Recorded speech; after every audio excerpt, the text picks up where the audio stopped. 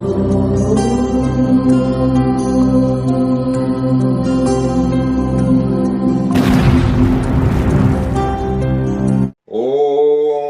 जय सियाराम मित्रों, स्वागत है आप सबका आदर्श धर्म प्रश्नोत्तरी कार्यक्रम में। आज का प्रश्न है सरदार त्रिलोचन सिंह का, लखीमपुर खीरी उत्तर प्रदेश से। इनका प्रश्न है कि गुरुजी, हिंदी का एक मुहावरा है, इसका सही अर्थ बताने की कृपा करें। और ये मुहावरा है कि गए थे हरि भजन को, ओटन लगे कपास। तो मित्र, आपके मुहावरे का अर्थ तो बिल्कुल स्पष्ट है। कोई व्यक्ति घर से निकलता है किसी अच्छे और शुभ काम के लिए, लेकिन भाग्य क्या है? जो आपके कर्मों से बनता है भाग्य। वो चाहे वो कर्म इस जन्म के हों या पिछले जन्म के, वो आपके कर्म ही भाग्य के रूप में परिवर्तित होके जुड़ते जाते हैं। वही आपका भाग्य बन जाता है, प्रारब्ध बन जाता है। कोई व्यक्ति शुभ कर्म के लिए घर से निकलता है, लेकिन भाग्य के वशीभूत होकर वो कोई बुरे कर्मों में फंस जाता है और पाप कर्म करने लगता है। यहां मुहावरे में हरि भजन कीर्तन, जो वास्तव में जीवन का सबसे महत्वपूर्ण कर्म है और एकमात्र ऐसा कर्म है जो आप अपनी आत्मा के हित के लिए करते हैं।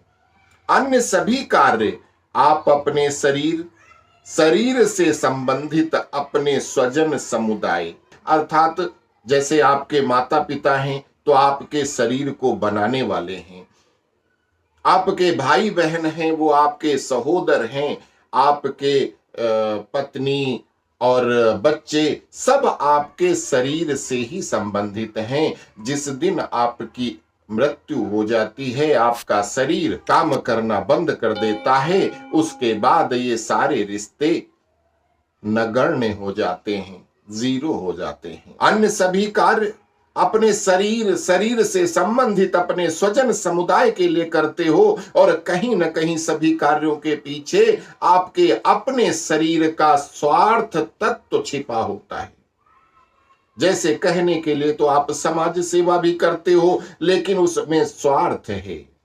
अगर आप उसका प्रचार करते हो, उस समाज सेवा के बहाने से धन अर्जित करते हो, धन कमाते हो, तो वो आपकी समाज सेवा नहीं है। जैसे उदाहरण के लिए नेता हैं, विधायक, सांसद, मेयर, पार्षद, सरपंच, प्रधान, किसी को भी ले लो, क्या वो समाज सेवा करता है? समाज सेवा के लिए लाखों करोड़ों खर्च करके नेता बनता है। वो एक जुआरी है, वो एक जुआ खेलता है, पैसे लगाए, हार गया तो अगली बार फिर लगाएगा।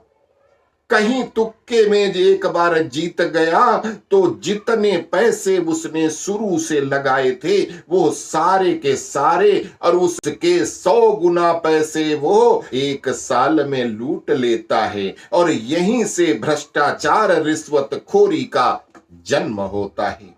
समाज सेवा के नाम पर बने हुए सैकड़ों चैरिटेबल ट्रस्ट हैं। कोई बालकों को, कोई बुजुर्गों को, कोई स्त्रियों को, कोई पशु पक्षियों को, गाय के नाम पे कितने ट्रस्ट बना दिए, कोई चिकित्सा के लिए इतने सारे अस्पताल हैं, जितने हॉस्पिटल हैं, जितने स्कूल हैं, सब चैरिटेबल ट्रस्ट हैं। ये 1 रुपया भी सरकार को टैक्स नहीं देते। कहते हम तो जी बच्चों को पढ़ाते हैं और दूसरी तरफ पब्लिक को लूटते हैं। इनके ऊपर सरकार नियम बनाती है कि जी 25% लोगों को आप मुफ्त में देंगे तभी हम आपको ऐड देंगे। तो ऐड तो ले लेते हैं और मुफ्त में क्या करते हैं, हमारे यहां तो आए हो तो पैसा लेके आओ, पहले पैसा जमा कराओगे तब आपका इलाज होगा। ये चैरिटी करते हैं ये लोग।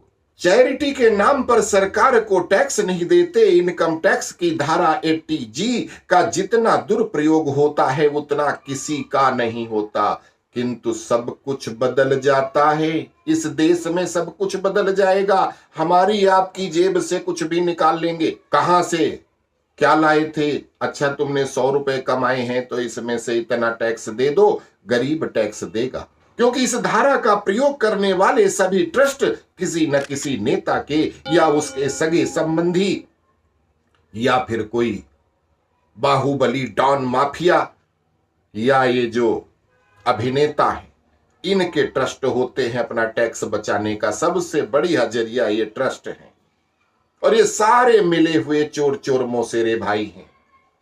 खैर, वापस आते हैं अपने विषय पर। भगवान का भजन ही एकमात्र वो कार्य है जो आप अपनी आत्मा के लिए करते हैं। बाकी सारे कार्य शरीर के हैं और शरीर नश्वर है। जो आत्मा के लिए आप करोगे वही कर्म आपके वहां जाएंगे, किंतु वो तभी कर सकते हो जब आप काम क्रोध माया मोह लोभ अहंकार से मुक्त हो पाए हो। तो अगर इनमें से किसी से भी आप ग्रसित रह गए तो हरि भजन उसका सेकेंडरी काम हो जाएगा, प्राइमरी काम कुछ अलग ही होगा। आप भजन करने गए बैठे और भजन करते हुए आपके मन में आपका व्यापार आ रहा है, आपकी नौकरी आ रही है, आपका बच्चा याद आ रहा है, पत्नी याद आ रही है।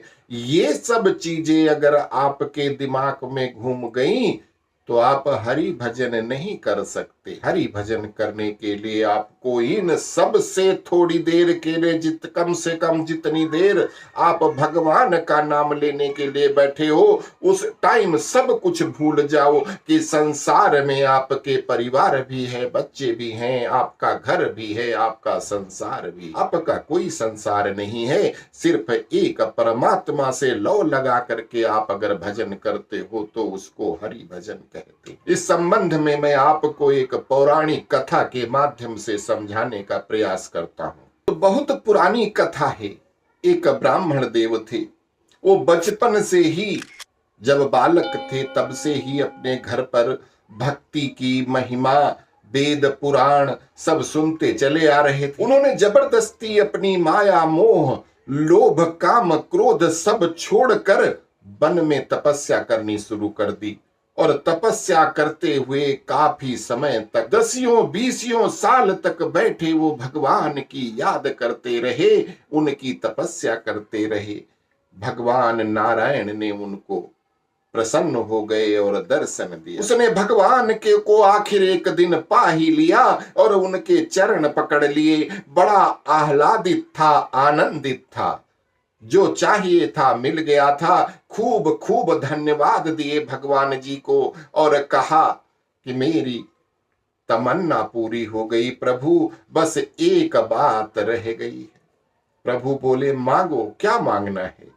वो बोला मुझसे कुछ थोड़ा सा काम करा लो प्रभु, कुछ सेवा करा लो। आपने इतना दिया, जीवन दिया, जीवन का परम उत्सव दिया, यह सब देने के साथ आपने मुझे परम जीवन दे दिया, आपके दर्शन हो गए। किंतु प्रभु मुझे कुछ थोड़ी सी सेवा का मौका दे दें, आपकी मैं सेवा कर लूं। मुझे ऐसा न लगे कि मैं आपके लिए कुछ कर न पाया और बड़ी आसानी से आप मुझे मिल गए। आपने इतना किया तो थोड़ा सा एक और काम कर दो, मुझे ये सौभाग्य दे दो। जानता हूं कि आपको किसी की जरूरत नहीं है, किसी बात की जरूरत नहीं, लेकिन मेरा मन रखने के लिए प्रभु मैं कुछ आपके लिए कर नहीं पाया, थोड़ा सा मुझे सेवा का अवसर दे दो। भगवान कहते हैं कर सकोगे, करना बहुत कठिन होगा, मैं जो काम बताऊंगा वो कर पाओगे। भक्त जिद पे अड़ गया। ब्राह्मण देवता तो जिद्दी होते हैं, जिद पे अड़ गए, मैं कर लूंगा प्रभु। तो भगवान बोले कि मुझे प्यास लगी है, तो एक गिलास पानी पिला दो, यही सेवा कर दो। अब भगवान तो स्वयं क्षीर सागर में लेटे हुए हैं, वहां कैसी प्यास, पर इस भक्त के लिए कहा कि चल ठीक है, मुझे प्यास लगी है, तू जाकर एक गिलास पानी ले आ।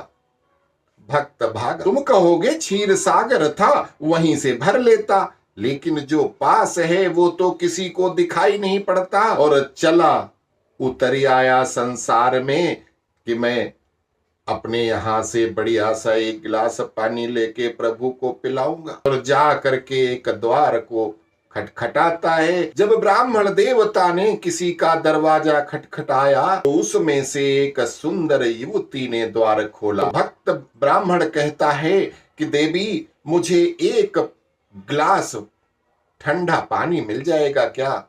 उस युवती ने कहा, आप आए हैं ब्राह्मण देवता, भीतर विराजिए, मेरे घर को धन्य करिए, ऐसे बाहर बाहर से ना चले जाएं। फिर मेरे पिताजी भी बाहर गए हुए हैं, मैं घर में अकेली हूं, वो आएंगे तो बहुत नाराज होंगे। ब्राह्मण देवता आए और तूने बाहर से भेज दिया। नहीं नहीं, आप भीतर आ जाइए, बैठ जाइए। एक क्षण को तो ब्राह्मण देवता डरे कि युवती है, सुंदर है, और वो भी अति सुंदर। ऐसी सुंदर स्त्री उन्होंने पहले देखी नहीं थी। विष्णु जी भी एक क्षण को फीके महसूस होने लगे। ब्राह्मण देवता को अब माया मोह घेरने लगा। अब उनको विष्णु जी भुलाने लगे कि ये स्त्री तो बहुत सुंदर है। विष्णु जी भी उनको फीके हो जाने में देर कितनी लगती है, जब सामने माया मोह आ जाए तो ऐसा दूर का सपना मालूम होने लगे। विष्णु जी दूर का सपना है, सामने तो एक सुंदर स्त्री। भक्त डरा और घबराया। घबराया इसलिए कि विष्णु एक क्षण को भूलने ही लगे। आवाज दूर दूर से होने लगी। उसने कहा कि नहीं नहीं, माथे का पसीना पोंछ डाला, लेकिन युवती तो मानी नहीं। उसने हाथ ही पकड़ लिया ब्राह्मण देवता का कि आप आए हो तो भीतर, ऐसे तो मैं जाने नहीं दूंगी। उसके हाथ का पकड़ना ब्राह्मण देवता के विष्णु जी बिल्कुल ही विलीन हो गए। वो भीतर ले गई। उसने कहा, जल तो आप ले जाएंगे, लेकिन पहले स्वयं तो जलपान कर लो। बढ़िया मिठाई, नाश्ता बनाया, चाय बनाई, पानी पिलाया और ब्राह्मण देवता खुश। अब एकांत है। उस युवती का सौंदर्य, उस युवती का भाग भाग कर ब्राह्मण देवता की सेवा करना। विष्णु जी धीरे धीरे ब्राह्मण देव की स्मृति से ही निकल गए। कभी कभी बीच बीच में याद आ जाती कि बेचारे प्यासे होंगे। फिर सोचता कि ठीक है, भगवान को क्या प्यास लगेगी, वो तो मेरे लिए ही, मैंने उनसे जिद की तो उन्होंने कह दिया है, अन्यथा उनको कहां प्यास लगती है, वो तो परम तृप्ति में है, तो ऐसी कोई जल्दी तो है नहीं, और 2 क्षण रुक लो। और युवती ने जब निमंत्रण दिया कि जब आप आ ही गए हैं, मेरे पिताजी भी थोड़ी देर में आते ही होंगे, तो उनसे मिलकर जाइएगा, तो वो सहज ही राजी हो गए। और युवती सेवा करती रही और युवती का सौंदर्य और रूप मन को मोहता रहा। सांझ हो गई, पिता तो लौटे नहीं। युवती ने कहा, आप भोजन तो कर ही लें। अब सांझ को कहां भोजन करेंगे? भोजन बना, भोजन किया। अब रात हो गई तो युवती ने कहा कि इस रात में अब आप कहां जाएंगे? सोच तो ब्राह्मण देवता भी यही रहे थे कि रात में अब कहां जाएंगे, सुबह सुबह भोर होते ब्रह्म मुहूर्त में निकल जाऊंगा। और रात में रुकने को राजी हो गए। फिर तो वर्षों बीत गए, फिर वह वहां से निकले ही नहीं। ब्राह्मण देवता रुके तो रुक ही गए। फिर उनके उस युवती से बहुत सारे बेटे हुए, बेटियां हुई, और बड़ा फैलाव हो गया, बड़ा परिवार हो गया। और इस तरह पता ही नहीं लगा, ब्राह्मण देवता ने 50-60 साल बिता दिए। बेटों के बेटे हो गए। तब गांव में एक भयंकर बाढ़ आई।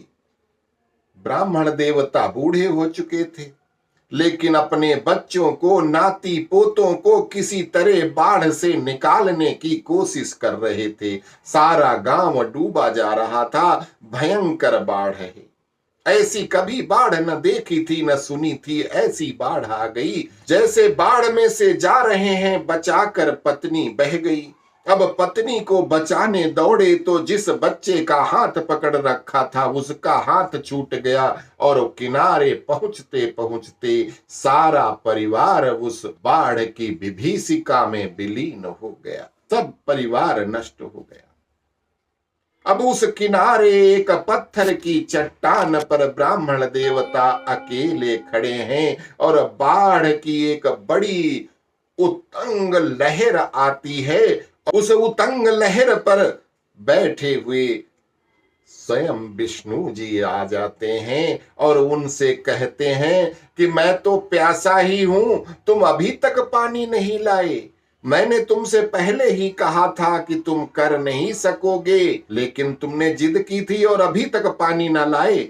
मैंने पहले ही तुमसे कहा था कि तुम कर नहीं पाओगे, क्योंकि तुम संसार छोड़कर भागे थे और जो छोड़कर भागता है उसका आकर्षण शेष रहता है। भगवान कहते हैं क्योंकि तुम संसार छोड़कर भागे थे, संसार से जाग कर ऊपर नहीं उठे थे, संसार की तरफ आंखें बंद करके भागे थे, तो छोटे से काम के लिए भी संसार में आए तो उलझ कर रह गए। लेने गए थे जल और सारा संसार ही बसा लिया। तो गए थे हरि भजन को और ओटन लगे कपास। आप एक भगवान के लिए एक गिलास पानी लेने के लिए गए थे और वहां अपना परिवार बसा लिया। 50-60 साल गुजार दिए जो 1 मिनट का काम था कि पानी पिलाना था। फिर जब कोई कपास ओटता है तो फिर ओटता ही रह जाता है। कपास का ओटना ऐसा है, कभी पूरा नहीं होता। तो ये है आपके मुहावरे का मतलब कि गए थे हरि भजन को, ओटन लगे कपास। तो उम्मीद करता हूं कि इस छोटे से व्याख्यान से आपके प्रश्न का सही उत्तर मिल गया होगा। फिर भी अगर शंका रह गई हो तो कमेंट अवश्य करना। अस्तु। जय सिया राम।